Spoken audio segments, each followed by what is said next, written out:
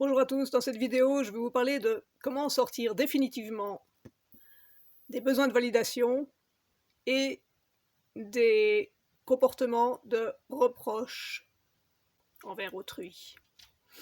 Et comment devenir en fait Sigma, devenir de plus en plus la personnalité Sigma dont je parle dans plusieurs de mes vidéos. Alors d'abord pour la validation. À partir du moment où on écrit à quelqu'un, où on a besoin de lui exposer quelque chose, de lui expliquer quelque chose, de lui clarifier quelque chose, de lui justifier éventuellement quelque chose, si on a ce besoin vers autrui, c'est qu'on a déjà un besoin de validation. C'est qu'on recherche quelque chose vers l'extérieur qu'on croit ne pas pouvoir se donner à soi-même.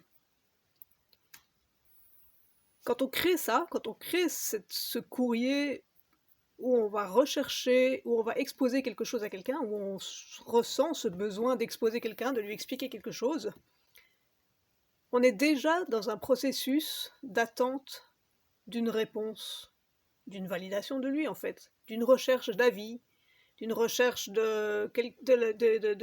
d'approbation dans notre sens, une recherche de validation. On est en fait dans une sorte on a créé un vide, on est dans une sensation de vide, de vide de soi, on ne se fait pas confiance à soi, on a tellement besoin de l'exposer ou de l'expliquer, c'est qu'on était déjà dans la culpabilisation soi-même. On a besoin de réconfort, on a besoin de dire ok là je me suis trompée en fait. c'est bête hein, mais c'est comme ça, donc on est vraiment dans la recherche d'un réconfort, une attente de réponse et donc une recherche de validation. Et donc, en fait, on était déjà dans une culpabilisation dont on essaie de se dépêtrer. Mais en écrivant à l'autre personne, elle n'est pas au même moment, au même niveau, à la même réflexion, ou à la même conscience, au même intérêt, au même besoin. Donc, cette recherche que l'on crée, qui est déjà issue d'un vide de soi-même, va créer un vide encore plus grand, parce que cette personne sera incapable de répondre en notre faveur, ou bien elle nous répondra pour nous réconforter, mais ça ne nous satisfera pas. Parce qu'on verra que c'est un petit peu, que c'est juste du réconfort, quoi, ou que c'est juste une sorte de compassion ou d'empathie, oui voilà, mais ça n'apporte rien en fait. Et soit c'est ça, soit l'autre ne comprendra pas, et puis vous jugera, et puis ça vous fera encore plus de mal. Parce que vous croyez que vous avez exposé quelque chose qui était tellement vrai pour vous, et c'était vrai pour vous, peut-être, sans doute, à moitié, entièrement, peu importe.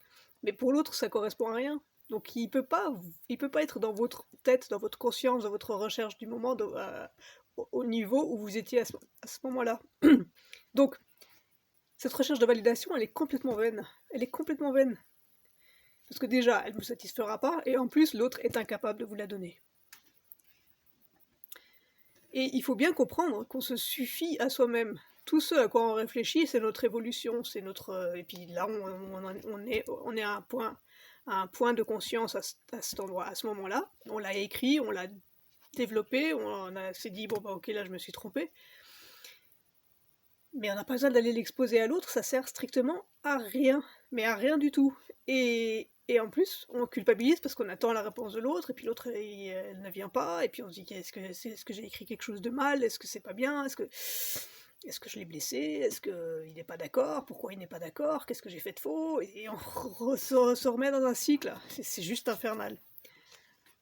Donc le fait d'avoir ce besoin de l'expliquer, on se crée déjà des croyances, on croit que l'autre peut comprendre, et qu'il est au même point que nous, alors que pas du tout.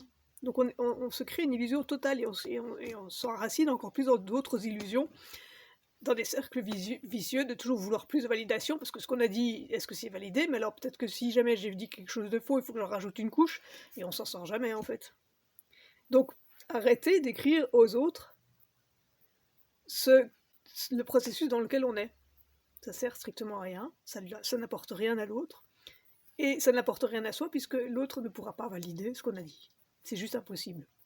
Soit il le validera comme ça, ok, elle a peut-être raison, je vais lui faire plaisir. Soit il dira, bah, t'es complètement barjot, moi je suis pas d'accord. Donc voilà, ça sert à rien, ça sert strictement à rien. On est complètement dans l'illusion à croire que l'autre va être du même avis, qu'on s'identifie à l'autre, qu'on fait partie du clan de l'autre, qu'on est du même milieu, qu'on est d'accord. Ça n'arrivera jamais. Ça n'arrivera jamais. Donc voilà, comment déjà sortir de ce besoin de validation et de ce besoin d'expliquer aux autres. Et pour le reproche, c'est pareil. Si on a une insatisfaction et qu'on a besoin de l'exprimer, peut-être que cette insatisfaction vient de l'autre, mais peut-être que cette insatisfaction vient d'une situation dans laquelle l'autre s'est exprimé d'une façon, mais qui ne nous convient pas à nous. Donc on ne peut pas le lui reprocher, puisque à lui, ça lui convient.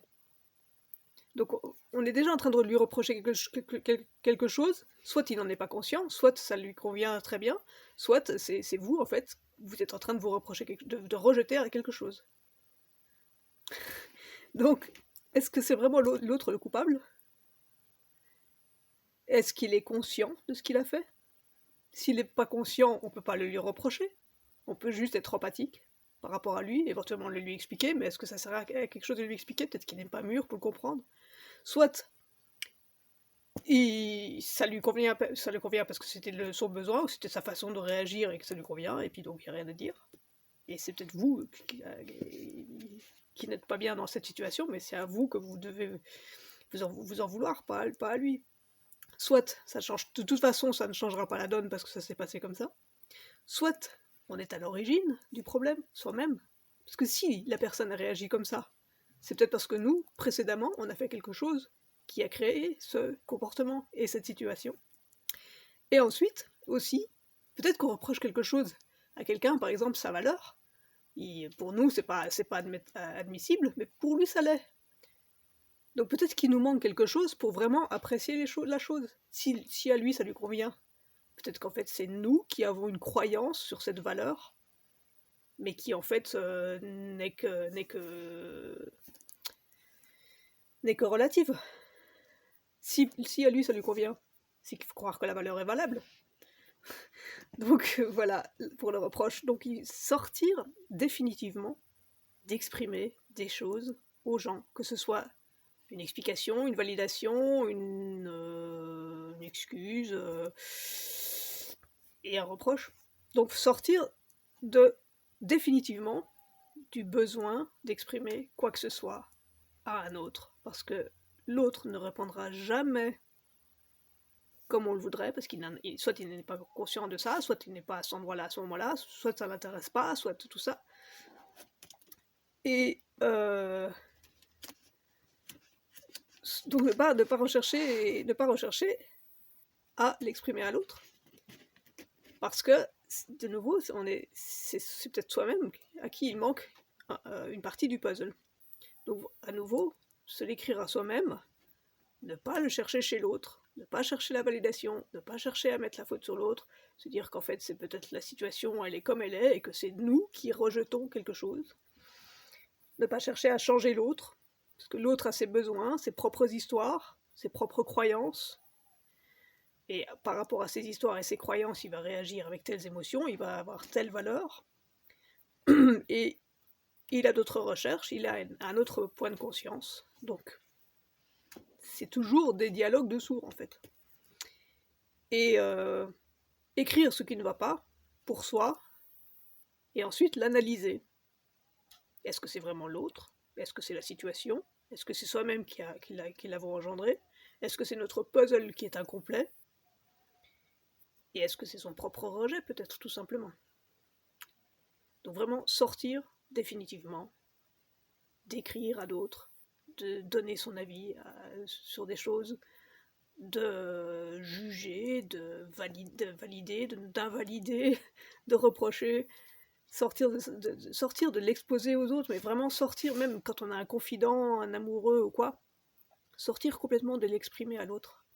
Simplement le garder pour soi, réfléchir pour soi, trouver ses solutions à soi, se dire qu'on est à tel niveau de conscience et à tel niveau de rejet à ce moment-là, qu'on peut en sortir, parce que peut-être que c'est nous qui rejetons en fait, tout simplement, qu'on a nos propres valeurs, mais peut-être que nos valeurs, en fait, elles sont pas si justes. Par exemple, moi j'adore la musique classique, bah, si quelqu'un l'aime pas, je vais pas lui forcer. Peut-être que quelqu'un, moi j'aime pas le champagne, lui peut-être il aime le champagne. Bon, bah, voilà, c'est la vie, quoi.